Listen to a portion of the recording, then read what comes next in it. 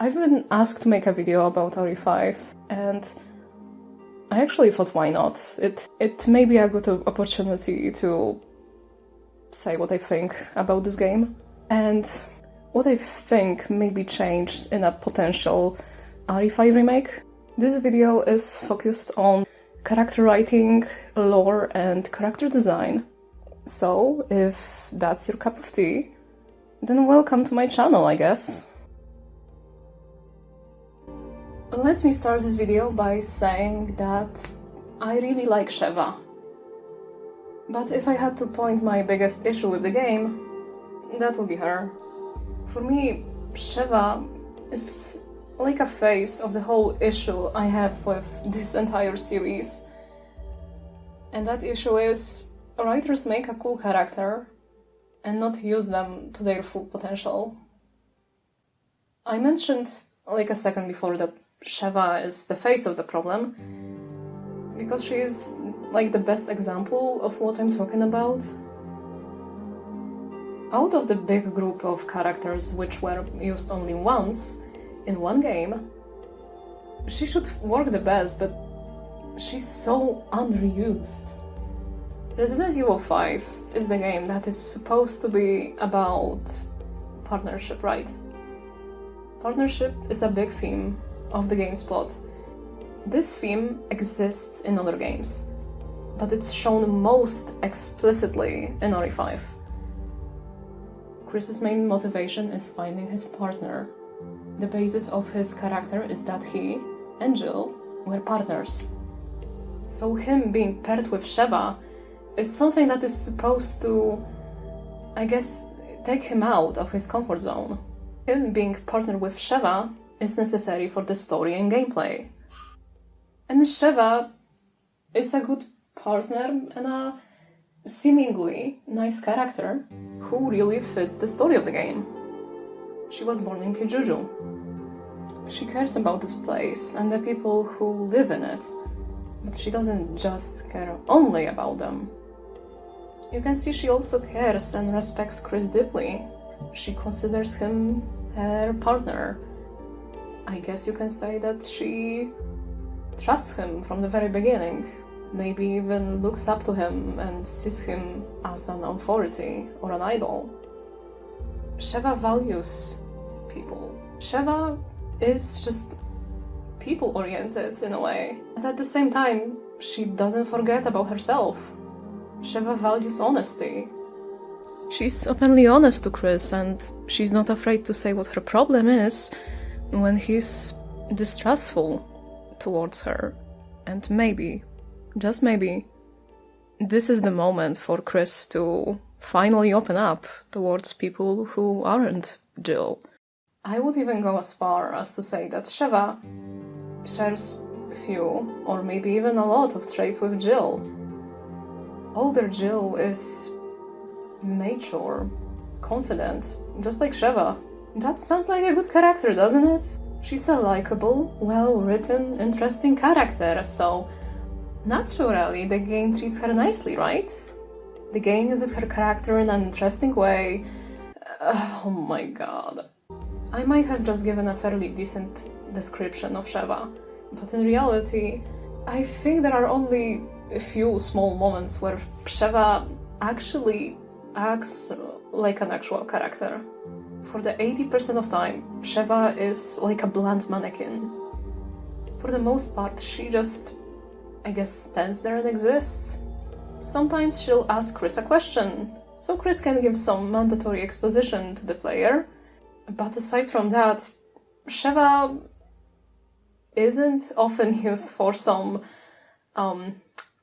substantial, you can say. For the 80% of the time, she just stands there, and I guess that's it.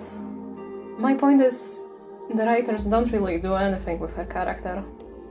Which is a shame, because may I remind you, partnership is supposed to be an important theme of the game. Sheva is supposed to be an essential character. She is with you for like 90% of the time, and in almost every cutscene.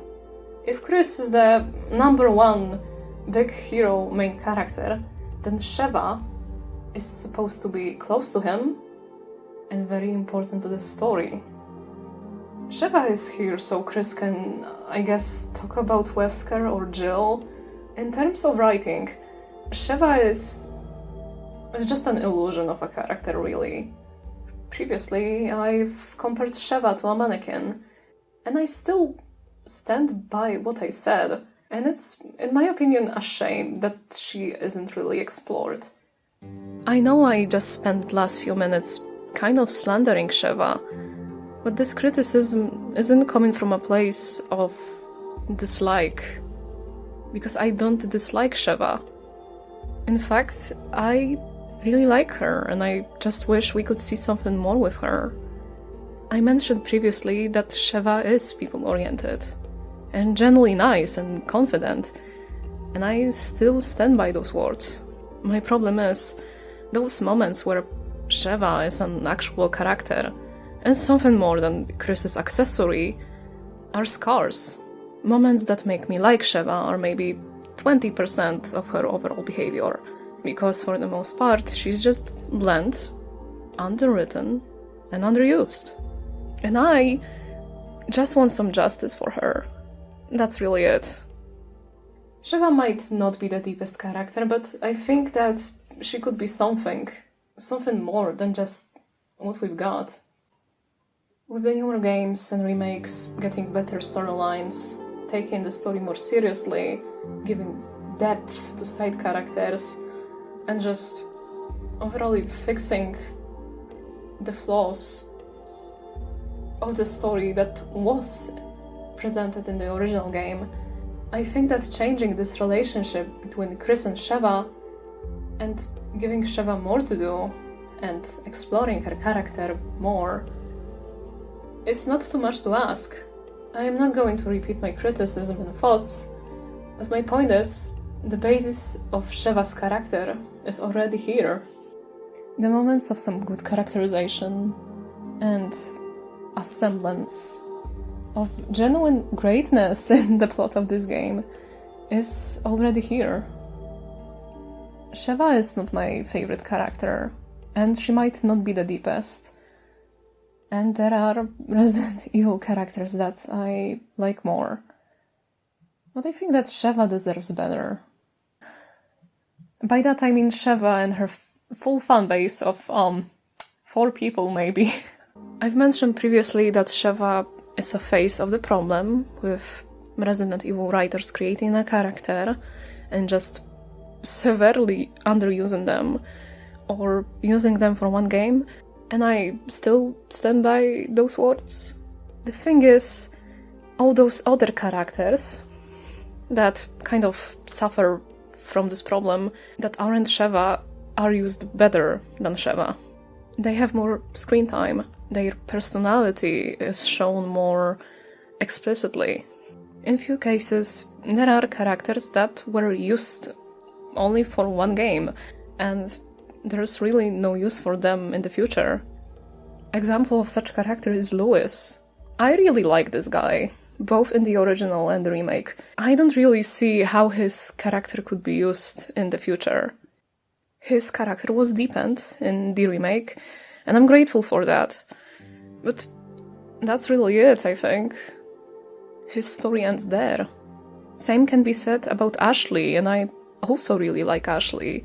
I am one of those people who actually like her in the original game. My point is, her story is finished. There's nothing to do with Ashley anymore. I have to say that for a minute I genuinely thought that she might be the person talking to Leon on the phone in Resident Evil Requiem, but now we know that this person is Sherry. Another good example of a nice character who was used for one game only is Carlos. I'm mentioning him because he was used well in general. His actions moved the plot forward, and he's generally interesting and likable. He's like Sheva if she was given more time to shine. What also brings Sheva and Carlos together is the fact that I think they could be used for another game or a movie. Sure, Carlos' story is deeply tied to UBCS, and Sheva's story is deeply tied to Kijuju, but I don't think that they can only be used in scenarios related to these two things. Sheva's gimmick is caring about Kijuju, but I wish we saw her outside of a potential RE5 remake. Same with Carlos, but at least he has this privilege of his story being likable, his character having a good amount of screen time. Since we are on the topic of underusing characters, we need to talk about Jill. My issue with Jill is that currently, in this series, she is in this weird limbo where her character is technically established, but not really at the same time. In the remake of RE3, her personality was changed. Now Jill shows signs of PTSD caused by the mentioned incident, which on paper sounds interesting and could be explored in a meaningful way, right? It could give her depth and influence her decisions. Jill's trauma could influence her actions. Jill could be torn between... yeah, good luck with that. Unfortunately, this is RE3 remake, so this means we are allergic to good character writing, I guess. Jill, despite being a protagonist of RE3 remake, doesn't even do much. I mean, sure, she kicks Nemesis' ass a few times and has to work with Umbrella, the same people that killed her friends. That's really it. Sometimes she says a one-liner, sometimes she rounds a bit, but overall, her character is so flat in this game. She's so one-dimensional, unexplored, uninteresting. The topic of her trauma isn't really that important. Once or twice, she does something actually meaningful and interesting, but for the 90% of the time, this game treats Carlos as its main protagonist. Like, I like Carlos, don't get me wrong, I also like Jill, but it's clear who got more attention from the writers. Compared to him, Jill is just so flat and bland and just does nothing. Carlos' character and personality is explicitly shown. He's not one-dimensional. He has personality, actually kind of changes in the story. He has actual relationships, so he feels like an actual person, like a character. And Jill is just there in this game. This wouldn't be such a problem if not the fact that she is supposed to be the main character. All the moments where Jill could show off her character were just taken away from her and given to Carlos or Mikhail. This game absolutely mishandles Jill, taking away any moment where her character could be defined. Like I mentioned before, I really like Carlos as a character, but it's clear who got more attention from the writers for some reason. I still don't understand why Carlos is the one who visits Raccoon City department, despite the fact that the RPD is a place personal to Jill. This game is supposed to be about partnership, and Jill is supposed to be like the main character, yet she's treated like an NPC. Carlos saves her 1,000 times in this game, which isn't a bad thing, but like I've mentioned before, Jill saved him maybe once. Jill in Defiant is even worse, because in RE3 she has some interesting moments, and acts cohesively for the most part. In this movie, her entire character is, well guys, she's traumatized, and that's really it. Her trauma influences her behavior maybe once, but it's not really explored. It's so flat and boring. In this movie, despite that she is supposed to be a protagonist, nothing substantial happens. Nothing substantial. She doesn't do anything meaningful alone. And she doesn't do anything meaningful when she is with Leon, which is a shame, because I think that these two characters have some similarities and contrasts, which could be explored, but no, because why not? Like I said before, nothing substantial happens in this movie. She acts out of character, because what do you mean that in RE3 she was working smoothly with UBCS, but in this movie she cannot work with trusted BSAA soldiers? Jill is not a lone wolf. She doesn't work alone. She can absolutely work in group or with a partner in a smooth, efficient way. This is a basis of her character. And Jill in Death Island is just so boring, yet incompetent, and so incautious at the same time. Jill in Death Island, Jill in RE3 Remake, and Jill in the original series, the original old timeline, are three different characters. My question is, who is the new Jill supposed to be? Because if Jill in RE3 Remake acts different than the Jill we have seen in Death Island, then we have a problem. If you cannot tell who Jill is as a character, what would she do, what her motives, goals, personality is, then you have a problem. You don't have a character. You just have a blank sheet of paper. You have a character who is severely underdeveloped at best, and just severely lacking and almost non-existing at worst. If writers cannot tell who Jill is supposed to be, then we have a problem. Because Jill as a character is important for the overall story of RE5. Her kidnapping sets the story in motion. Chris came to Africa just to rescue Jill. Those are two character-defining moments that shape the story, set things in motion, build her character, and build Chris as a character. Without the Jill, you don't have a story. Would the new Jill actually fall for Wesker's trap? Would she act like the old Jill after being freed from the PM30 device? It's just so sad to see Jill being mishandled like this. She is not my favorite character, but I do like her. There are a lot of people in the series who have this deep emotional connection to Jill. A lot of people even consider her the best character in the entire series. And it's just sad seeing her being mishandled like this. The fact that RE3 Remake isn't really liked as a game just doesn't help. Like, you could absolutely ignore the story and a lot of people would still complain about the gameplay. On a lighter note, I really like Jill's designs in this game. I like the fact that her hair is blonde this time. For me, it just symbolizes her imprisonment and the fact that Wesker treats her like a property or like an object. And I am a huge fan of this design. In my opinion, it's just underrated. It looks good. It suits her character. I like the fact that the mask is reminiscent of those masks worn by plague doctors during the medieval times. People love to glaze this concept art for Ada in RE Village, and I do agree it's good, but I think that Jill is the one who has more right, let's say, to wear something like this.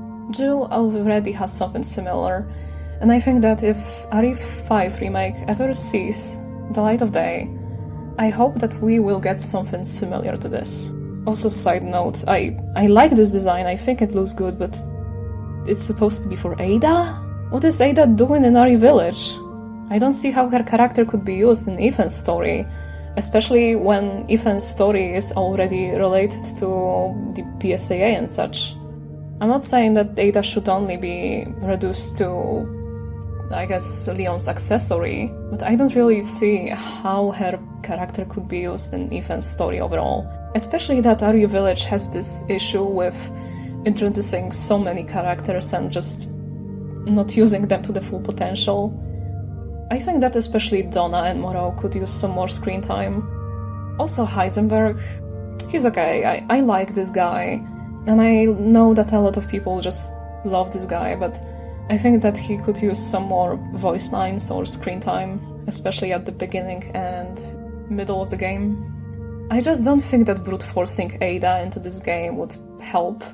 Like I said before, the number of characters in this game is already big, and if you're not going to use Ada in any meaningful way, then what's the point of adding her? Moreover, I don't think that this design really suits Ada. It looks sick, but I can't really imagine Ada in full black. Full black outfits were previously worn and are associated with Wesker. Ada has never worn a full black outfit.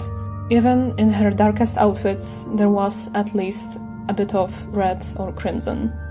I know that Ada as a character is pretty complicated and, dare I say, complex, but her overall aesthetic is pretty simple. It's simple and well-defined, and you don't really need to change it. She doesn't have a single bad design, and even her worst designs aren't even bad. They're just underwhelming compared to the best ones. And they're still okay, and they still fit the role she takes in media she appears in. And I'm saying this as someone who has a pretty neutral opinion on Ada overall. Her designs are solid. When people mention RE5, it's usually not because they want to talk about Sheva or Jill, but it's usually because they want to talk about Wesker or Chris. For many people, RE5 Chris is like one of the best versions of his character. There's actually nothing wrong with that. I think the same. For me, RE5 Chris is kind of at his peak. He's still mentally and physically strong, but he is not depressed or lost or lonely like the Chris we have seen in RE Village. I don't have to say much here, I guess. If RE5 Remake ever comes out, then I'm pretty sure that Wesker and Chris won't be changed that much. Unless something changes in the upcoming Resident Evil Veronica, then I can pretty much say that the Chris we have seen in RE Village still feels like the same person we have seen in like the original Code Veronica. New Chris and old Chris don't exist because there is only one version of Chris, and throughout the years he has been pretty consistent. And I don't think it's bad, it's actually quite good, because Chris is supposed to be this simple hero, but more on that later. My point is, his character won't be changed much, but I think his design, if a potential RE5 remake ever sees the light of day, will be changed.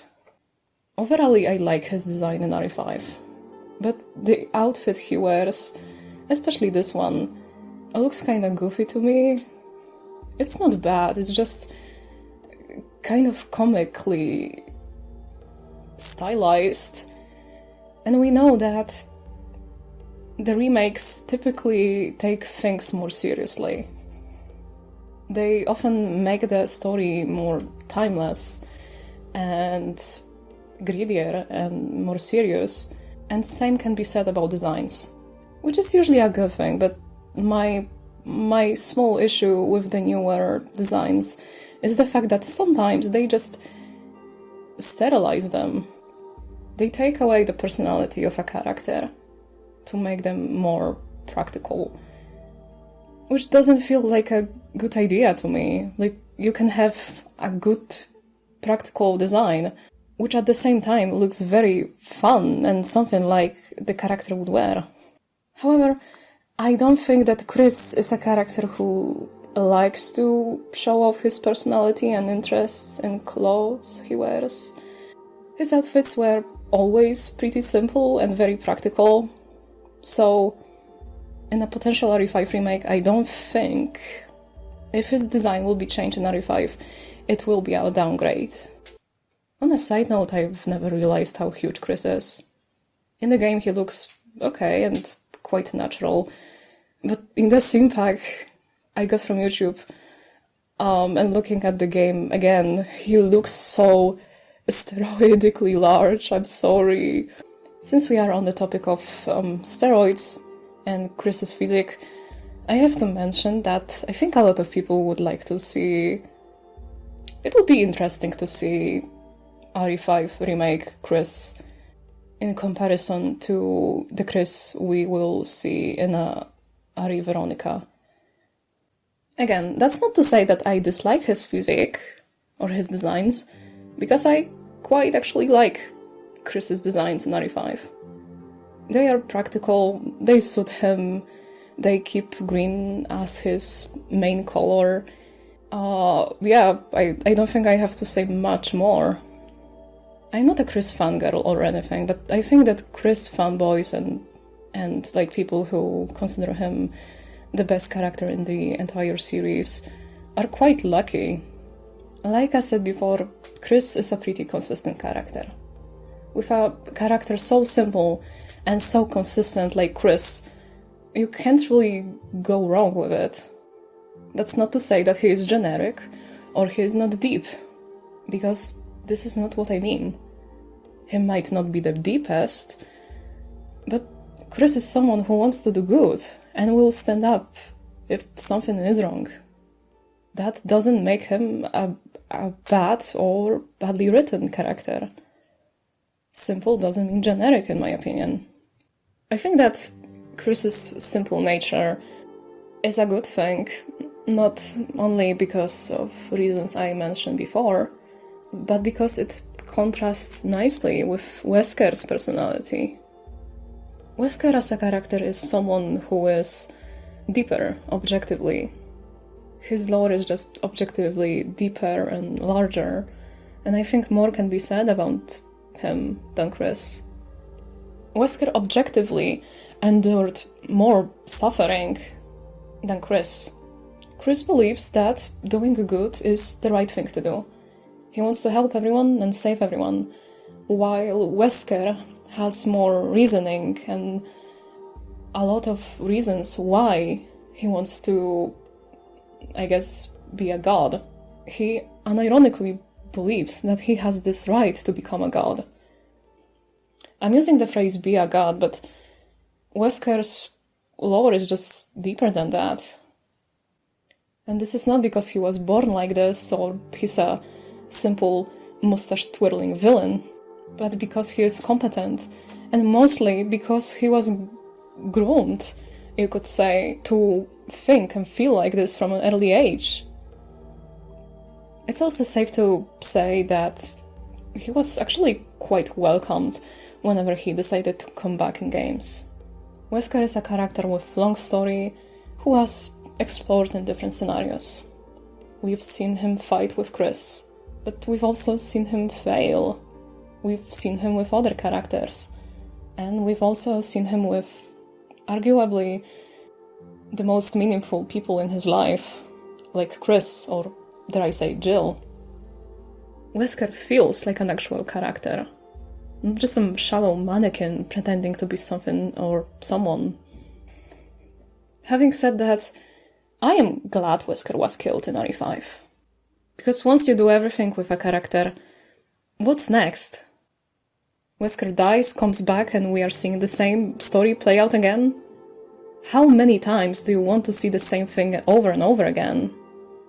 Because once you've done everything with a character, and you try to brute force it into other media and games, you can only destroy the character that most of this fanbase sees as perfect. And by destroy him, I don't mean destroy him psychologically or physically, but destroy him as a character.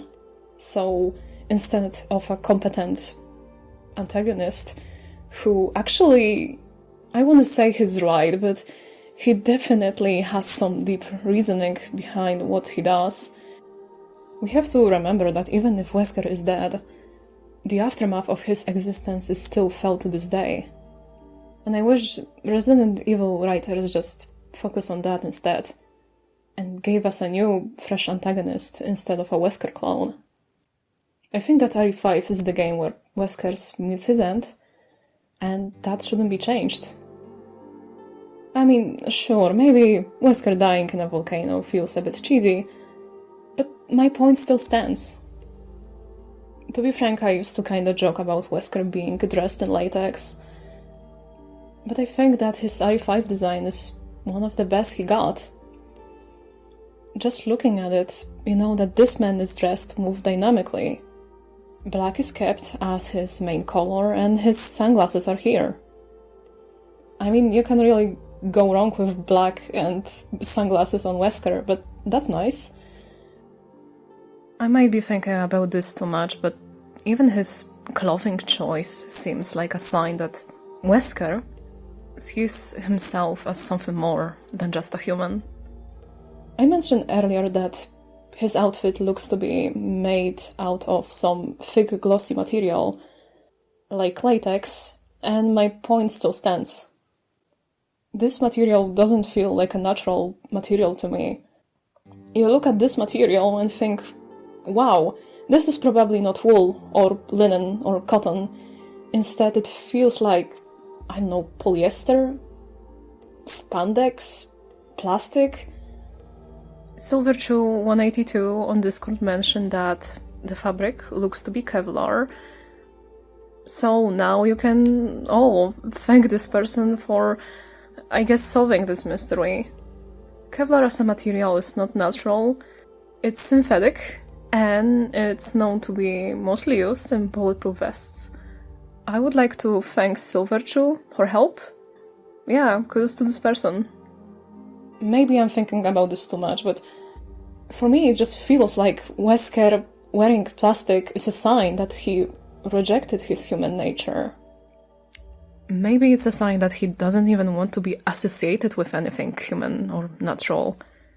Again, this might be me, and this stuff seems kind of far-fetched, even for me. But it's okay, because me saying stuff like this is normal on this channel anyway. Welcome to my little delusional hole, I guess. Thank you everyone for watching. As I mentioned at the beginning, I've been asked to make this video, and I'm happy to do what people ask me to. I hope everyone is having a good day or a month, because my month, or month and a half, has been pretty crazy and frankly busy. Thank you for watching again, and have a nice day!